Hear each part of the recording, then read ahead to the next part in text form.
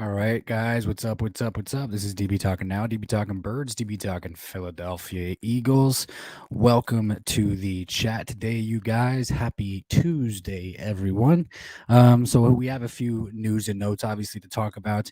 But first things first, obviously, it is Buccaneers week. It is playoff week, baby. It's wild card round week, my friends. The Eagles play the Tampa Bay Buccaneers in Tampa Bay at the Buccaneers Stadium this weekend against for the first round of the playoffs in the wild card. Going obviously the Philadelphia Eagles going up against Tom Brady and the Buccaneers is going to be a big task. It is the GOAT. It is the greatest of all time. It is Tom Brady.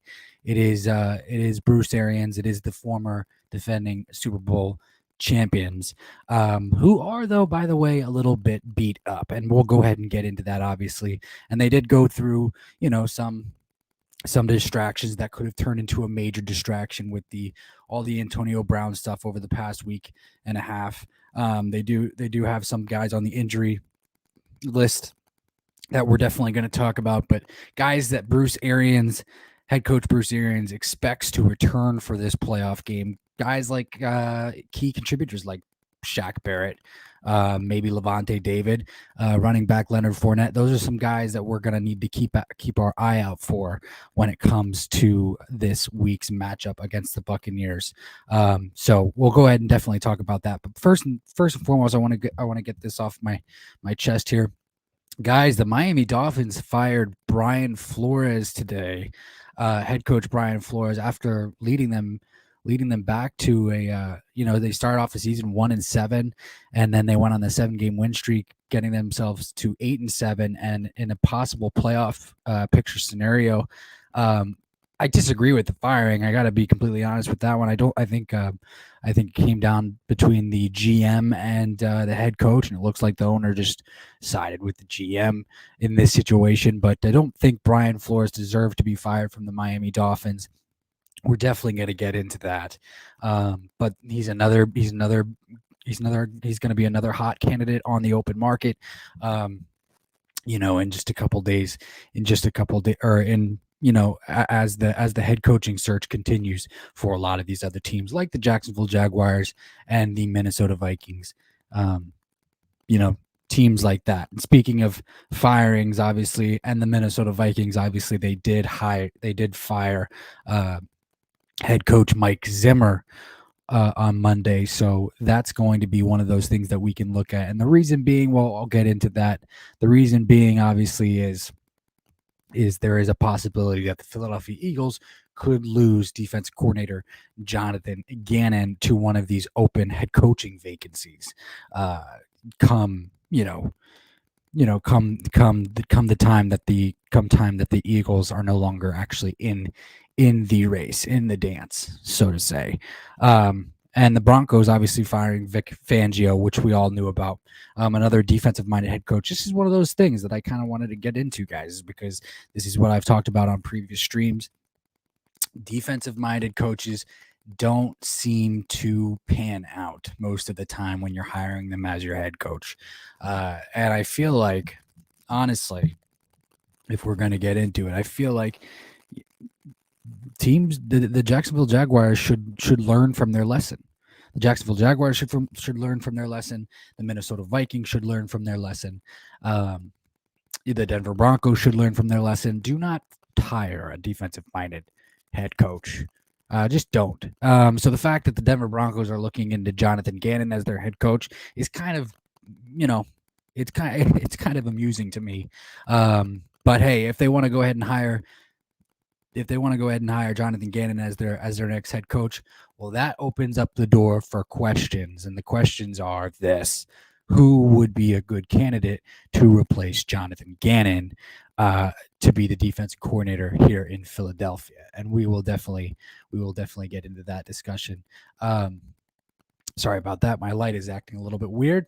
We will definitely get into that discussion. And honestly, the buzz is this. The buzz is, a lot of people are talking about it possibly being Vic Fangio will be a good fit for Philadelphia if Jonathan Gannon does go. And then also possibly possibly Mike Zimmer. But we're going to talk about that first and foremost. I want to welcome in my guy, Mike Nixon. What's up, DB? Happy Tuesday. I'm the happiest I've been in months now that Joe Clown has been fired. And that is another thing that we are going to talk about. Obviously, you joined at the right time because right now we are talking about the firings that have gone on this week as far as head coaches are concerned. And just as of today, Joe Judge has been fired from the New York Giants. I think the Maras finally did something right. They got rid of, David Gettleman retired. That was the report, but I think that they were going to get rid of him anyway. And then they went ahead and fired Joe Judge. Man, oh man, I feel like my wish has come true, even though I'm an Eagles fan, and I shouldn't be wishing for positive things when it comes to the New York Giants, but God Almighty, Mike, you know how much of a pain it was for me to continue to watch Joe Judge fill that head coaching position in New York. Yeah, I would love to get more. I would love to get more of your opinion on that one. So let me know in the live chat. But here's what I'll have to say. Here's what I have to say.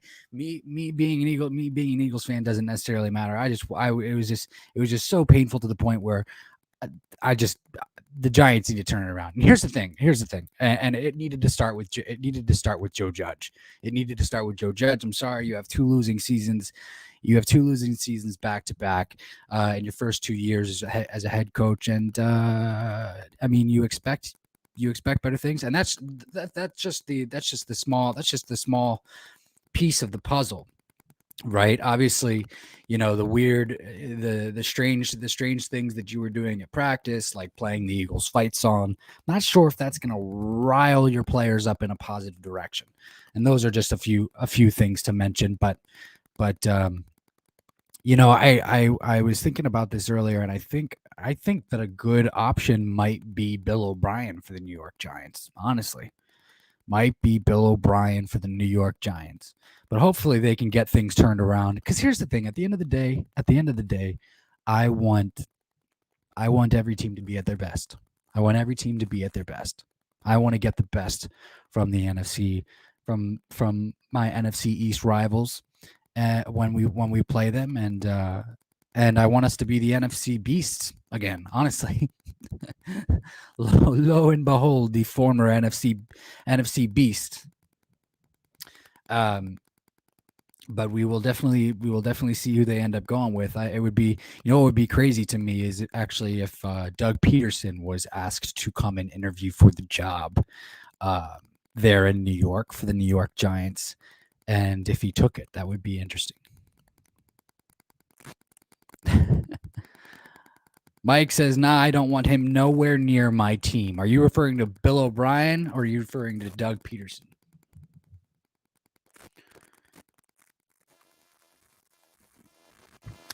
Bill O'Brien, says Mike. Yeah, and that's the other thing too, it was a name that obviously his name came to mind. Well, one, he's included in the Jags head coaching search. But secondly, it just, his name just sounds like a Giants head coaching name.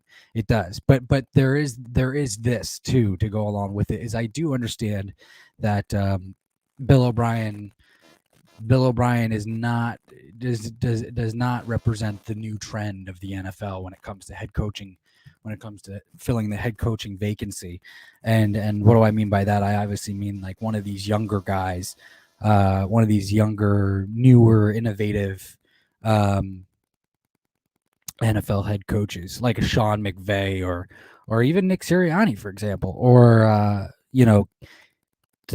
Cliff Kingsbury over there in Arizona. So depends on what is the fan base looking for? What are you looking for, Mike? Would you rather have a guy with a ton of experience, or a bright young mind who kind of is on the verge of needing that role, like when the Rams first hired Sean McVay, or when the Eagles hired Nick Sirianni, or when the Cardinals hired Cliff Kingsbury? Obviously, Cliff Kingsbury is a little bit different because he didn't really do that phenomenal of a job in college. But they went with him anyway.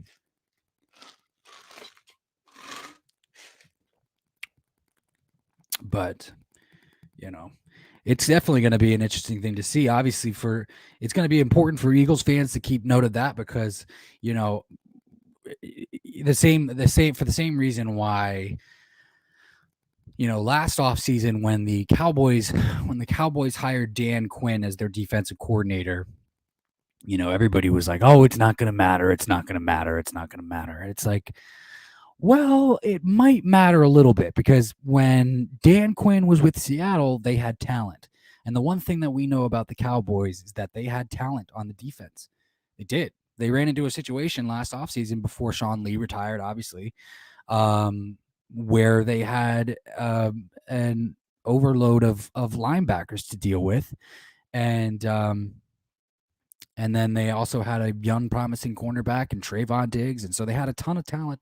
They had a ton of talent on the defensive side of the ball. They just needed the right guy to orchestrate the talent. And that was one of those things where I was like, we should probably watch out for this. We should probably watch out for this. And lo and behold, Dallas's defense, I mean, some of their guys like Michael Parsons, for example, or Trayvon Diggs, having phenomenal seasons on the defensive side of the football. It has become the hiring that needed to be worried about, and that's where I was going. Mike Nixon says, I want Brian Flores or Brian DeBall or Dayball. I've heard it pronounced many different ways. Brian Dable? Brian's table? What are you talking about? Just kidding. Yeah, I think those would be two good options. And I started off this stream kind of talking about Brian Flores and how I think he got the cheap end of that deal. He obviously he became the scapegoat. I feel like he became the scapegoat for Miami. The owner clearly sided with the GM in this situation, and Brian Flores turned that team around. Brian Flores put that team in possible playoff situation at the end of the day. Obviously they didn't get in because they didn't win their last two games, and that was one of the things that they definitely needed to do. But I think Brian Flores would be a good option, and I think that he would do a good job orchestrating and organizing the team and getting them back on the right track. Brian Dable, obviously, Buffalo Bills. Offensive coordinator. Obviously, he's well regarded. He's well regarded for his work with Josh Allen. So, I think that would be another good one to come in. I think that would be a better hire, in my opinion, if I were the Giants, is to go with Brian Dable. Only reason is because of his work, with Josh Allen. I think that would be huge. That's a key contributor to these things when these guys are looking to hire head coaches. Is like, how much experience do you have working with a young quarterback? If they brought Brian Dable in, like, I would keep all options on the board, whether it's keeping Daniel Jones or whether it's going out and drafting a quarterback. That's going to be an interesting thing, is like, how is this head coaching hire going to play into what you guys want to do in the draft? And I could totally see the Giants going that route. And drafting another young quarterback, or I could see them trying to rebuild this thing with Daniel Jones and try to orchestrate his strengths under a new coach who might be able to cater what he does best.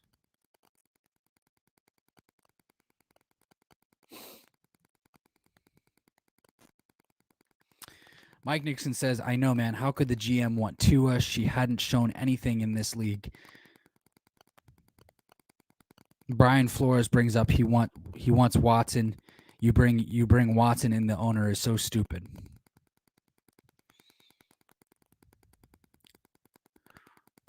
Right. Was it the GM? The GM was the one who wanted Tua. Was the one who wanted Tua?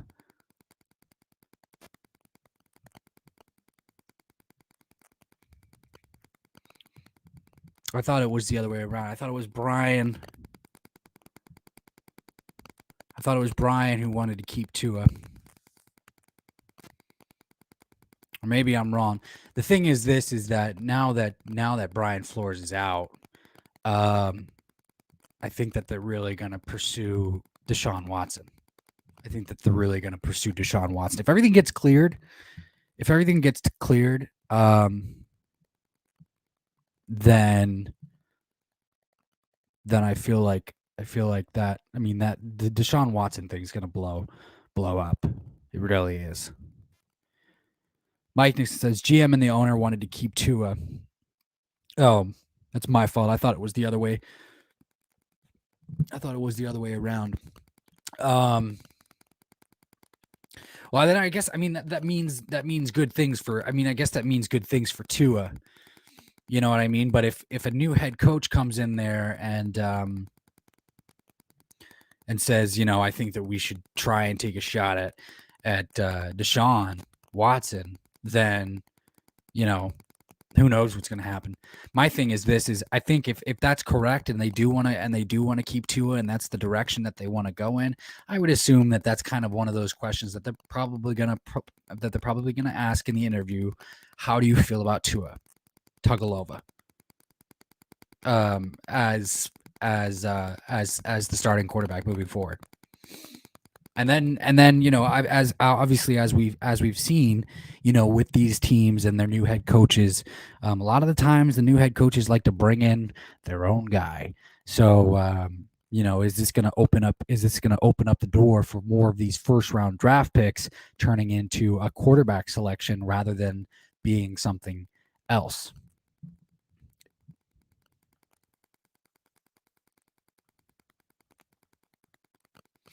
So, me personally is I've honestly already started on doing research on draft prospects. But here's the thing: is there's a few things that I'm really worried about. A few scenarios that I'm kind of worried about when it comes to Philadelphia Eagles in this draft. Is that obviously as of today, the Eagles have the 15th and they have the 16th pick. And as of today, their pick would be the 19th pick. So one of the scenarios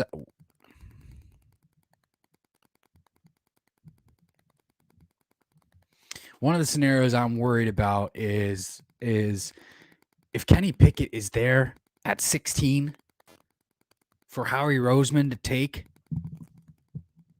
And obviously, we have to think about this. Kenny Pickett was the guy that he went and he saw. He went to go scout in that pit game. Does Howie pull that trigger and take the shot? Because that's the thing is when it comes to Howie Roseman, he can be unpredictable when it comes to the draft, and it's the thing that infuriates fans. And if Howie Roseman likes his chances of taking Kenny Pickett, and he's there at 16. I'm not saying they should do it. I like Jalen Hurts. I will say that Jalen has earned himself another year, but I could totally see Howie Roseman doing the scenario that I just said. Mike says, believe it or not, DB, the Giants are a great landing spot for a GM to land and head coach because we have 2 top 10 picks. Oh, absolutely. Absolutely. Big market. You guys have 2 top 10 picks in the first round. No, absolutely. If I were interviewing for the head coaching job or the GM job of the New York Giants, I would be all over that. Absolutely. And a chance to bring in an edge rusher like George Karlaftis, or bring in an offensive lineman like Evan Neal, somebody like that. Hell, yeah. I mean, any one of those guys. I mean, there's a number of good fits for the New York Giants with those 2 top 10 picks. There's a number of good fits. George Karlaftis is honestly the guy that I think is going to go to the Giants. I don't think Aiden Hutchinson. I know the last time that we spoke, Mike, we talked about Aiden Hutchinson and his chances of becoming a New York Giant. I don't think he's going to get there. But I do think George Karlaftis is probably going to be your next bet. Mike says, not big on Karlaftis, DB. You know what? I will say this about Karlaftis is I know that he's highly ranked, and that's why I brought him up as a possibility for you guys, because he is an edge rusher.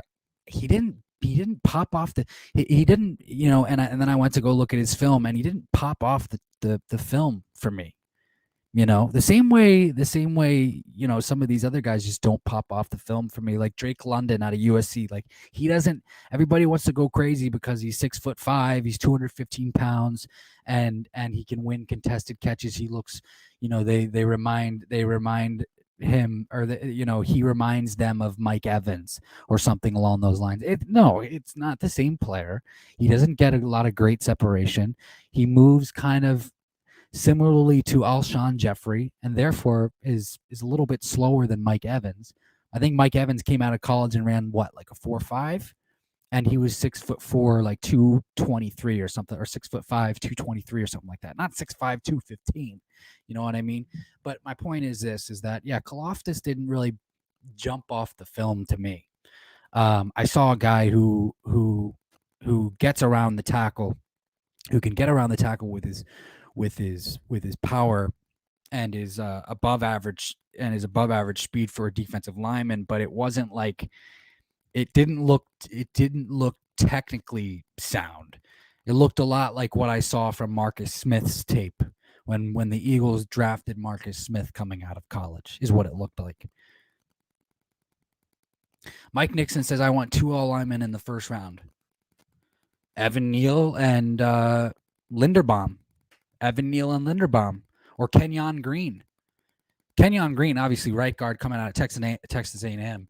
It's going to be a huge get for whoever drafts him. Same thing with the other 2 guys I just mentioned, Linderbaum and the center, and Evan Neal. Evan Neal. But that's the thing. That's where I go with the Giants, is like, yes, the need is, let's get better on the offensive line. That's what we've been craving for years. How quickly do you want to do that? Can you do that? Can you do that with those top 2 picks? Probably. You probably could. Or do you want to do the Bengals route and kind of get another weapon for your quarterback, and then also draft an offensive lineman? Or do you want to draft an offensive lineman and then draft the quarterback? Which way do you want to go? See, the Giants can go multiple ways. That's how I see it. Depends on what quarterback they fall in love with. Honestly, I think Kenny Pickett has a brighter future in the NFL than Daniel Jones, personally. And I would be a little bit worried. As an Eagles fan if the Giants got Kenny Pickett. I have that much faith in Kenny Pickett and his future in the NFL. But Mike says, I just see him as a true number 1 edge rusher. I see him like 5'6". I just don't see him as a true number 1 edge rusher. I see him having like 5 to 6 sack kind of guy in this league. Well, yeah, that's a good point. That's a good point. And that's a really great point. Yeah, and that's certainly not where you want. I mean, you compare it to the. Sorry, my cat is now jumping in the stream with us, so don't mind him. That's Milo. So the situation that I want to compare this to is Josh Sweat. Josh Sweat just obviously got paid to be an 8 sack per season type of guy, and lo and behold, that's who he has become. 8 sacks is great. Me personally, for a rotational player, I think 8 sacks is phenomenal. But obviously, when you're drafting an edge rusher in that first round, that high in the first round, you want a guy that can come in and get you like 12 to 15. So I know where you're talking. I know what you're talking about.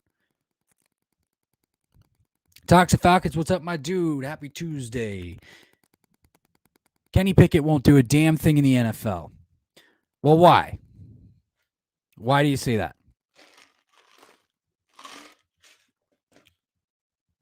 Because a lot of the same people said the same thing about Josh Allen after his rookie season. I wasn't one of them. It's Milo, everybody. Say hi to Milo. Yes, Milo, you're on the screen. That's right, buddy. All right.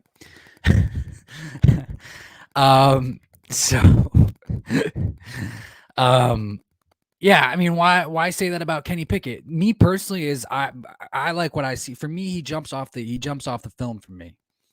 I see something I could work with. I see something I could be excited about if I got him on my team.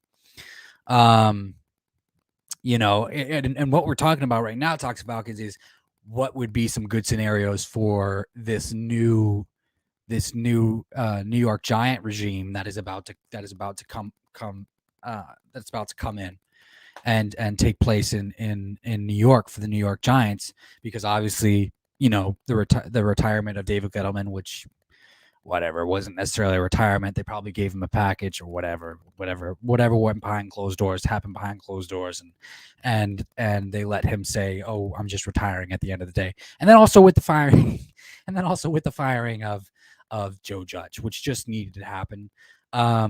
They're going to get a new head coach. They're going to get a new GM. What are they going to do? What's the different scenarios that they can bring in? They could bring in a quarterback. They could bring in an offensive lineman. They could bring in a defensive lineman. They could bring in an offensive lineman. They could bring in a cornerback. They could bring in an offensive lineman. They could bring in, you know, shabby dabby doo da. They could bring in a wide receiver. They could bring in an offensive lineman. It's like there's so many different ways that this team could go. Me personally is I've seen a few mocks with the New York Giants, and some of the mocks that I've seen have the Giants taking wide receiver Jamison Williams out of Alabama, former Ohio State wide receiver, and an offensive lineman. Would those two choices be bad by the New York Giants? I don't think so. I think they need that play. I think they need that playmaker. I think they've been missing that playmaker since they had a successful and healthy-minded OBJ in New York.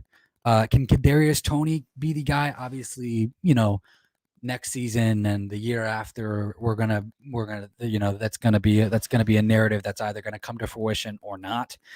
We will just have to see. But it all depends. It all depends on where this new regime is gonna want to go. Mike says, I just think we need a true number one edge rusher, someone that can get 12 to 13 sacks a season. But unfortunately, we are not going to get Hutchinson or Thibodeau. Yeah, but even Hutchinson or Thibodeau, you know, it doesn't have to be one of those guys. You know who's a guy that I really like, you know, and I think he's more going to be a second round prospect. They have him listed as an edge rusher right now. He is undersized. Is Nick Bonito? Nick Bonito? I like him. I think he's going to be really good. I think he's going to be able to play.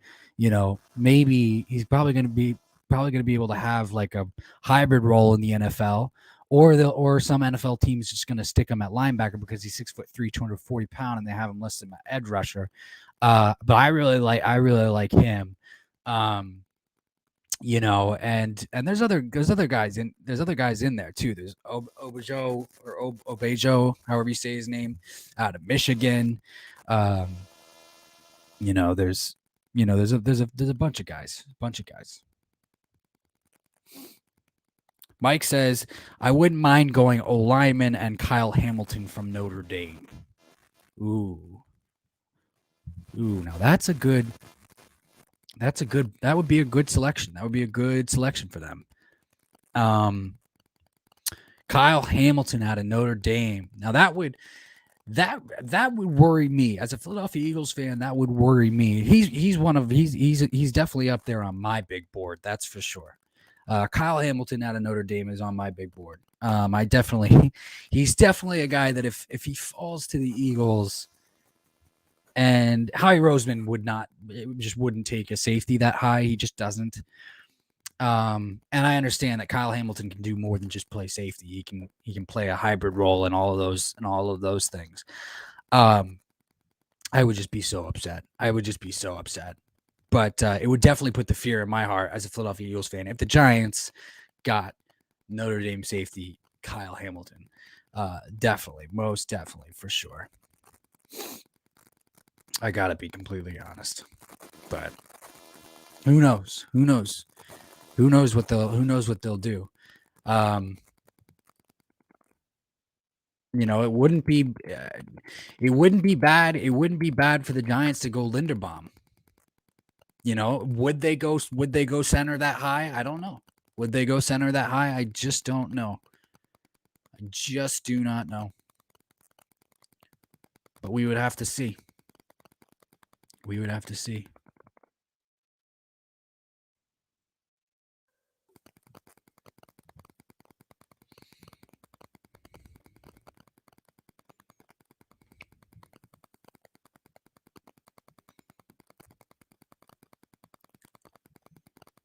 The one thing I will say, though, Mike Nixon says, you know what I think you should do with your picks, bro? Ahmad Gardner, Nakobe Dean, and Jordan Davis. See, I like him. I like Sauce Gardner and I like Nakobe Dean. I'm starting to shy away from Jordan Davis. Honestly, I'm starting to shy away from Jordan Davis. And I'll tell you why. The size. The size scares me off a little bit. The size scares me off a little bit. Not a lot of defensive lines have Haloti Nada type of players on their defensive line anymore. And so it's gonna be while I know that he's probably just a plug and play. He's probably just a plug and play player, and he's not a guy that you can move off the ball all that much. But how often is he gonna? How often is that all he's gonna be? Is the thing? Is that all he's gonna be? Is the thing? So his size and his weight kind of scare me off a little bit, but other than that, like I'm not shying away from Georgia's defensive line or any of their defensive players coming into this draft this season at all, because they have quite a few of them. Coming in.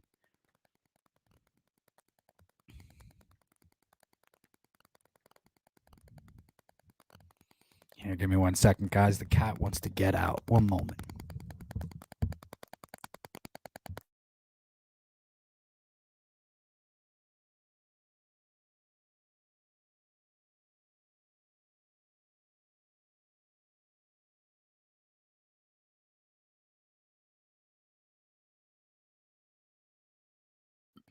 All right, guys, I am back.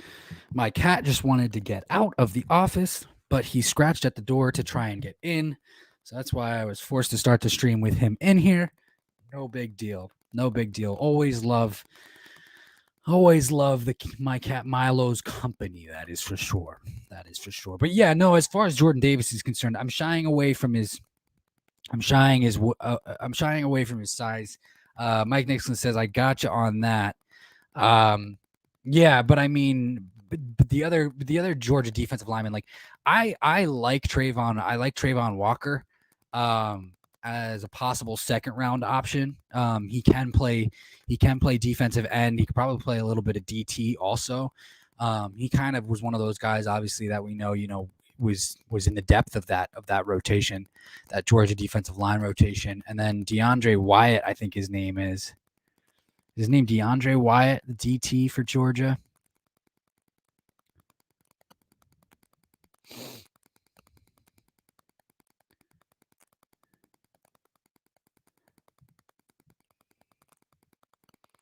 I might be off base there, but but Kyle Hamilton, getting back to Kyle Hamilton and the New York Giants, that would be a good pick. That'd be a good pickup for them. Jabril Peppers is going to be a free agent after the season's over. So that would be a great get for them.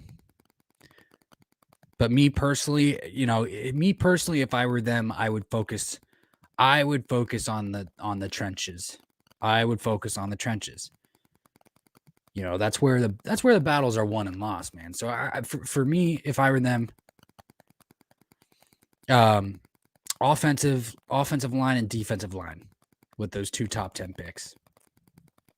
Offensive line and defensive line. Mike Nixon says, "Yeah, Wyatt, he's a stud too." Yeah, and I would definitely go with him, honestly.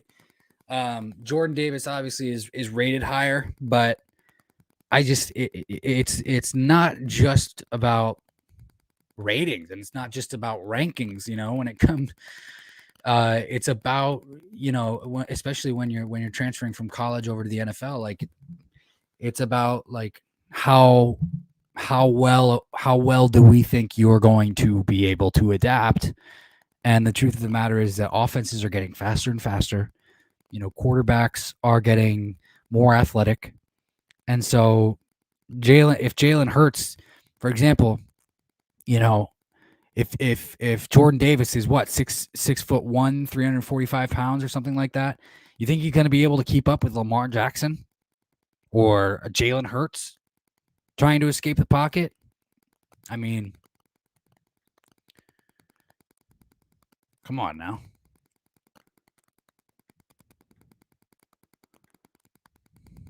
But yeah, Wyatt on the other hand is his measurables match up to what you would think would be a good size for a defensive tackle. 6'3", 320 pounds, something along those lines.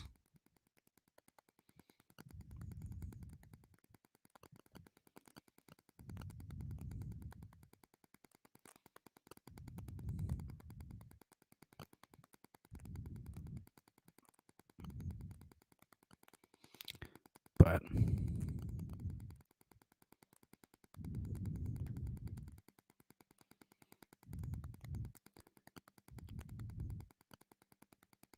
this other guy, Mississippi State offensive tackle Charles Cross, he keeps rising up the boards.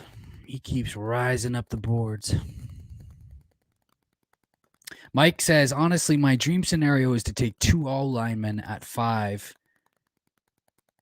and trade down to get more. And trade down to get more draft capital, like a first. That way we can trade up for a QB next year's draft. I mean, yeah. I mean, that would be. I mean, that's usually the best. That's usually the best case scenario. Is if you have a high first round pick. If you have a high first round pick, you can trade back and acquire more draft assets in the future years. It's just that will the Giants be able to pull that off, and will they? Is the thing. Obviously, they have needs right now. It's all gonna depend on what the new head coach thinks of Daniel Jones. Honestly, what does the new head coach think of Daniel Jones? So,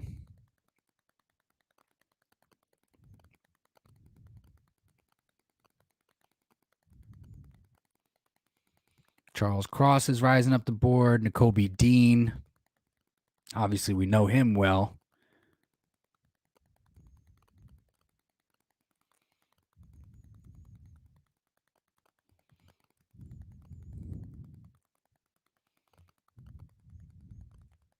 Yeah, and then there's other edge rusher David Ajabo. There's a lot of people like him. Me, he's around the same size as Josh Sweat. So he's 6'5", 250 pounds. That's the only thing I worry about from Ajabo.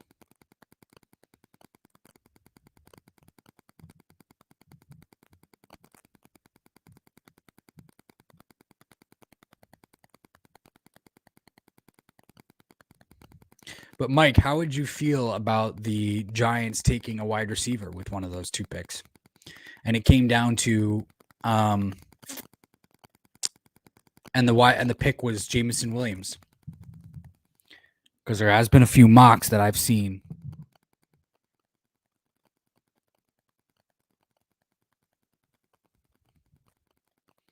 There is a few mocks that I've seen that where the Giants have taken Jameson Williams. Mike Nixon says, I was so happy that Georgia won yesterday. They are my second favorite college team, Penn State being my first. Same, actually.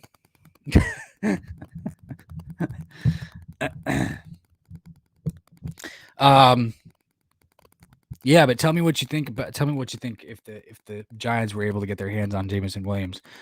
Guys, obviously I also want to talk about the Eagles matchup this week. Can the Eagles pull out a shocker and beat Tom Brady and the Buccaneers? Well, I mean, the chances, and history points to that answer being no. That would be a big walloping no. The Buccaneers are probably going to get some of their guys back. They're probably going to, Bruce Arians did mention that he's still unsure about Levante David, whether or not he's going to be back. Obviously, he's one of their better run-stopping linebackers.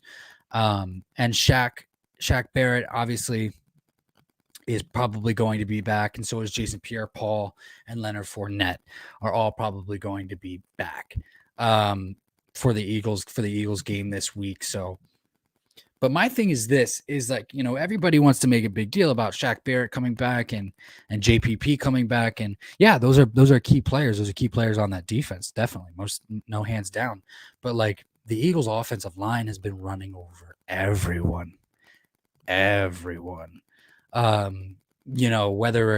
or not it be the Saints defensive line up there and in New Orleans, when they had the number one rushing defense, Cam Jordan and those guys, or the Washington football team's defensive line, which is a solid defensive line, is still one of the best.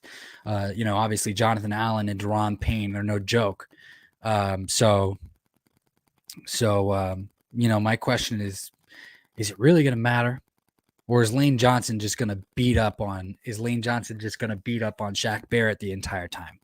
And that's what I think it's going to come down to is Lane Johnson usually rises to the occasion and beats anybody that's he's lining up across from. He's going to beat them the fuck up. That's exactly what happens. Mike says, well, obviously Jameson Williams out of the question because Williams tore his ACL yesterday. Oh, he did? Did I miss that?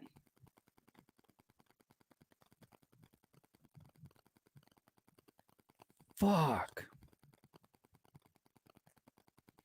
Dude, that sucks.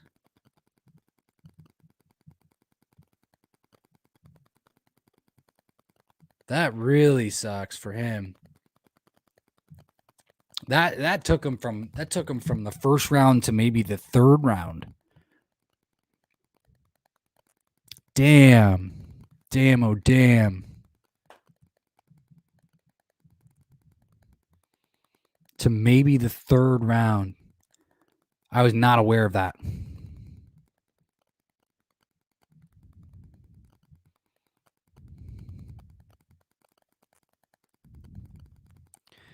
Mike says, and I'm not for a receiver in the first. I think we can find a receiver in the later rounds. Oh, yeah, I bet you can. I bet you can. How does it feel to be able to find a receiver in the later rounds, Mike?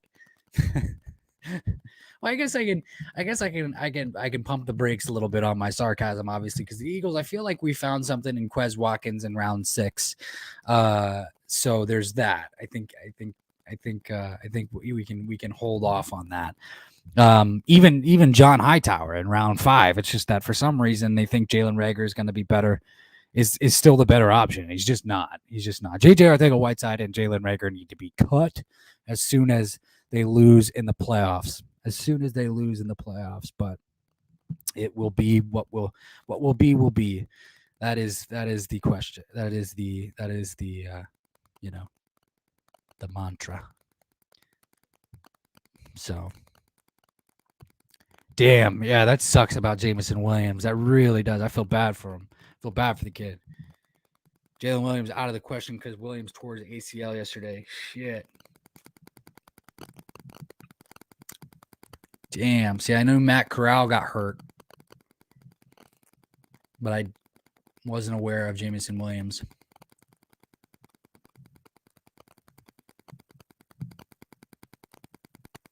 Well, then what that's gonna do is that's gonna put a spotlight on Garrett Wilson and Chris Olave.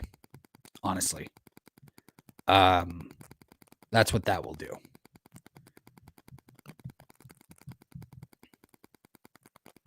And so that will be good for them moving forward. I just personally am not a big Drake, as far as Drake London is concerned, out of USC, the wide receiver, not a big he doesn't jump off the board. He doesn't jump off the board for me.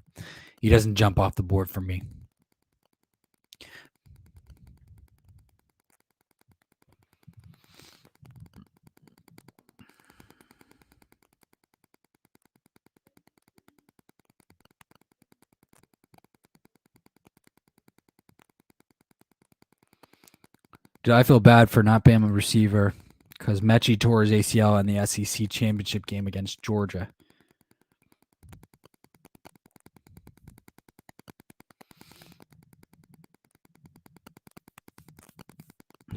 Yeah, no, Mechie. No, I heard about that one.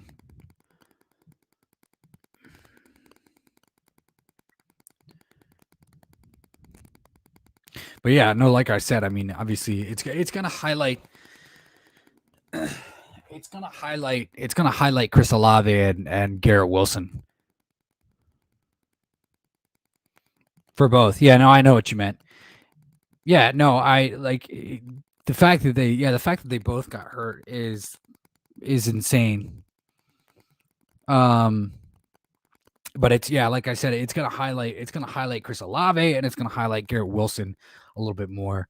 And probably Drake London. I feel like somebody's gonna go after Drake London in the first round, and to me, I just don't see it. I really don't. I get it. I get it. Why people want to be excited about Drake London, but he's 6'5", 215 pounds. He already moves pretty slow.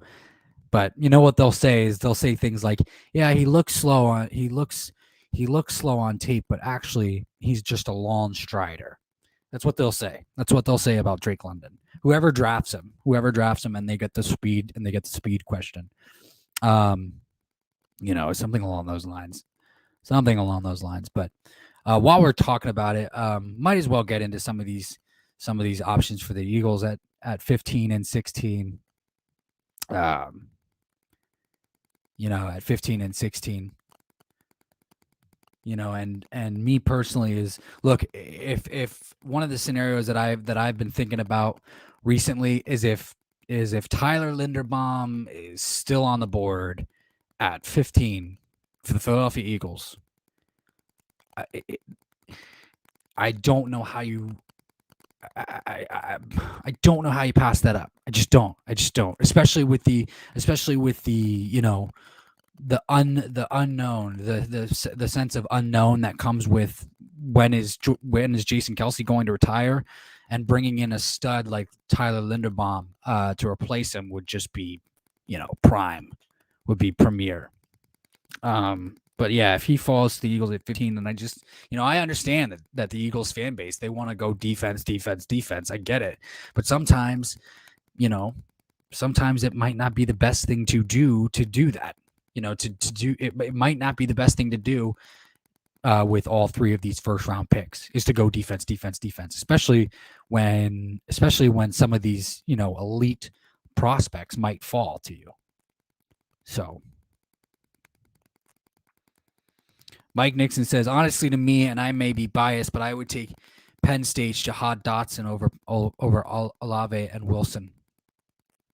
A lot of people are having that conversation, and I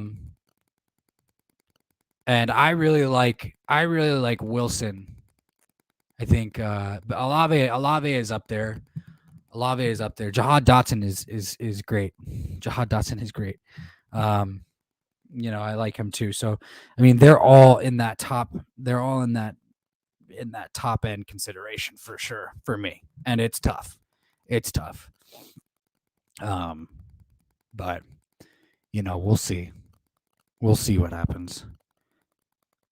We'll see what happens. I think the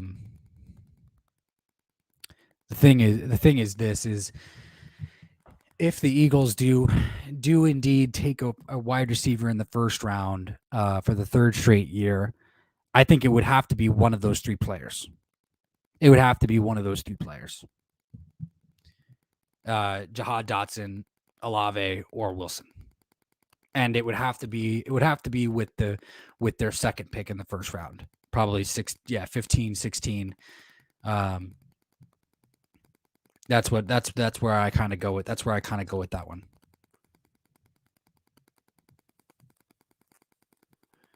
Mike Nixon says, I think that Landon Dickerson is groomed to be your next center because I think he's better at center. They're not going to put him at center. I mean, a lot of people have. I don't know why this question keeps going back and forth with even Eagles fans that, the other Eagles podcasters, because there has been no indication that Landon Dickerson is ever going to be the center to take over for Kelsey. Actually, in the offseason, after we drafted Landon Dickerson, Jeff Stoutland, our offensive line coach, even said that he actually likes Isaac Samalu in that role, and believes that he would be, and so a lot of people, if they remember correctly, the preference is going to be Isaac Samalu to take over for Jason Kelsey, not Landon Dickerson. So Landon Dickerson and Jordan Mailata, they want to keep them on the same side. And I'm sure that they're going to too. I mean, they're so dominant on that left side together. To be completely honest, they're so dominant on that left side.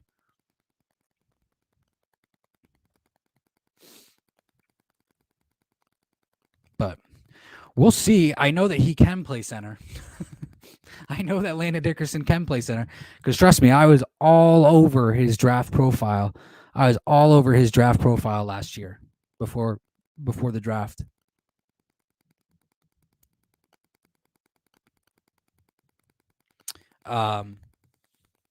So I know that he could definitely play. He's versatile, like along the offensive line.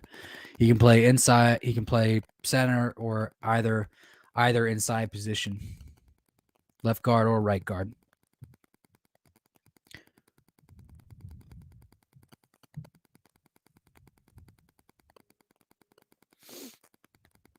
But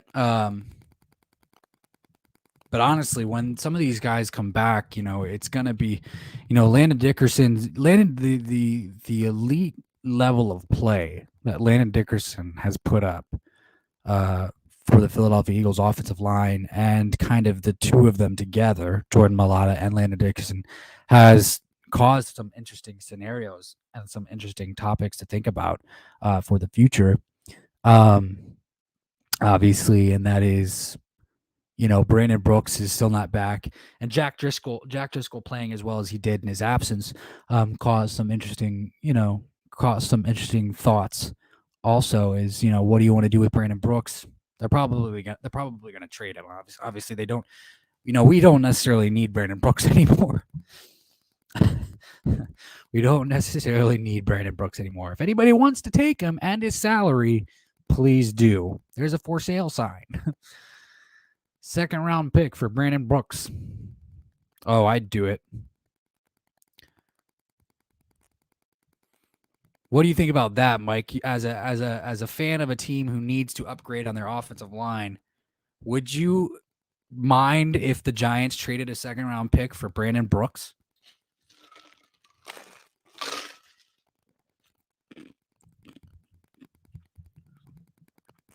Mike says, do you think you're going to bring back Brandon Brooks? I think the only thing that brings back Brandon Brooks is his contract. But I have a feeling Howie's going to find a way to, maneuver it. I don't think that they need to bring back Brandon Brooks, and I think that they've already crossed that plane. So my thing is do I think that they're going to bring him back? I don't know. But I'm pretty sure they've already realized that they don't need him because of the play of Jack Driscoll, and obviously he's injured right now. But Nate Herbig has come along really well. Sua Opeta has come along really well. All of these guys under Jeff Stoutland have done a phenomenal job, and it's been 2 years. Brandon Brooks has missed a lot of time, so it's a shame. But we are one of the best offensive lines in the league, even without Brandon Brooks. So Mike says, "Nah, the injuries concern me too much." Fair point. Fair point. Well said. Well played. Yeah, and for me, just getting back to Tyler Linderbaum, obviously is I would rather draft Tyler Linderbaum, have him take over for Kelsey, and then when Isaac Samalu gets back, just have him play right guard. Plain and simple. And then you can keep Nate Herbig as backup. You can keep Nate Herbig as backup and Sua Opeta as backup, and you're great. And you're great there. You still have the depth on the offensive line. But that's if Tyler Linderbaum makes it. And I don't think Tyler Linderbaum is going to make it to 15. I just don't.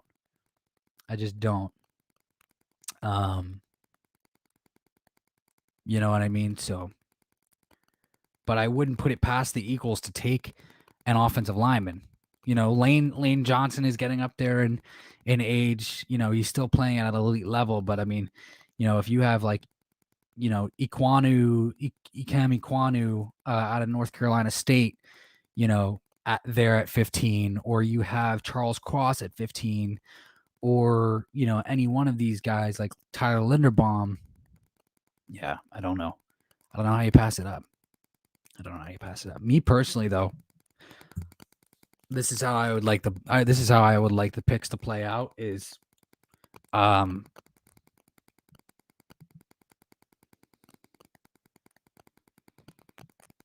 Mike Nixon. I don't either, because I'm hoping we take him even at 7. I think it would be really smart for the Giants to take Tyler Linderbaum. In fact, in my really early mock, I think that I have him going to the Giants. So, and it's my really early one, so I'm not going to post it. I'm not going to post it yet.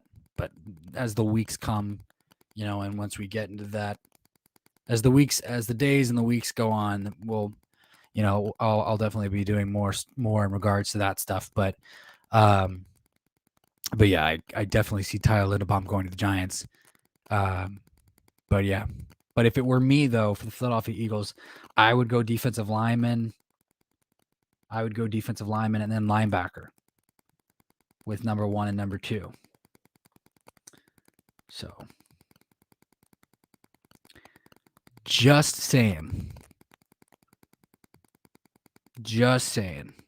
And that defensive lineman, like we said earlier in the stream, shying away from Jordan Davis.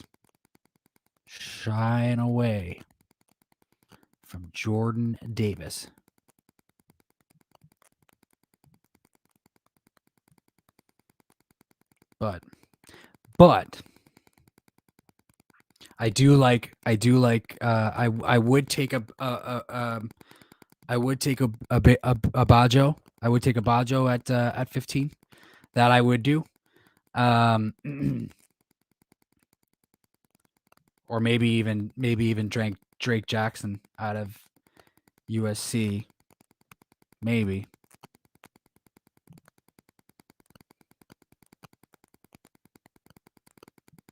And then I would get Devin Lloyd, because I like Devin Lloyd more than Nakobe Dean for some reason.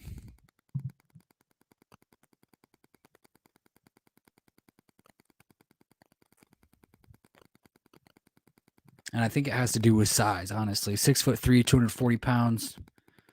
something along those lines for Devin Lloyd. Whereas Nakobe Dean, I know he plays all over the field. I know he's phenomenal. I know he's ferocious, but he's only 6 foot 220. So Mike says, man, I'm scared. I'm kind of scared that my boy Saquon could be gone for us, and I don't want that.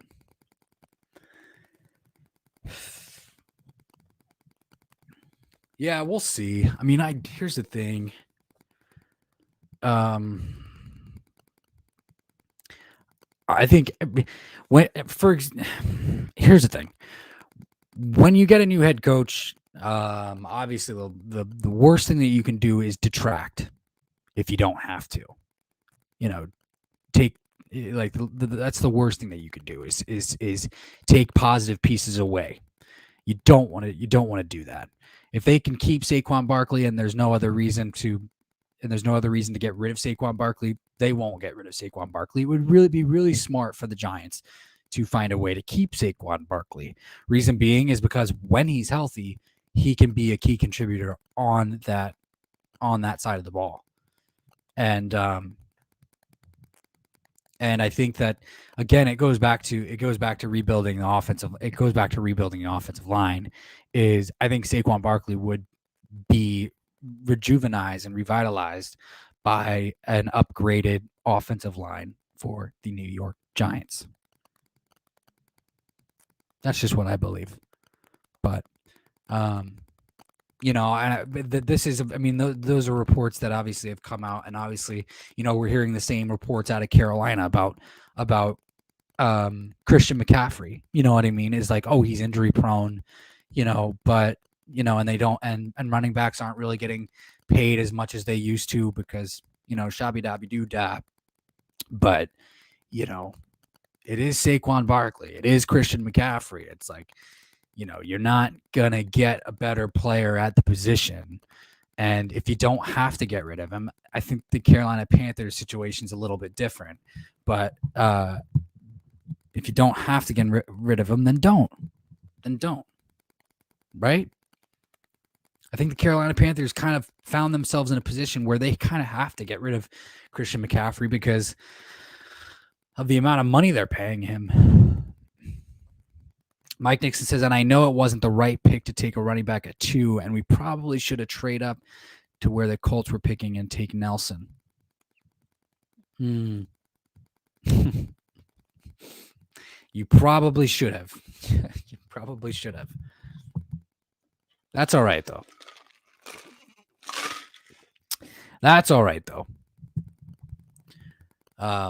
Yeah, no, Quentin Nelson was a phenomenal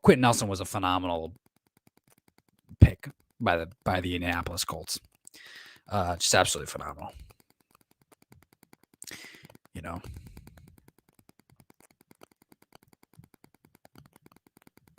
I don't know. I don't think Saquon to wrap that thought up. Like, I don't think Saquon's going anywhere. I don't really think he's going anywhere. I think he's going to be completely fine. I think the new head coach is going to want to keep him, and yeah, I think he'll be fine. I think he'll stay in New York. So we'll see.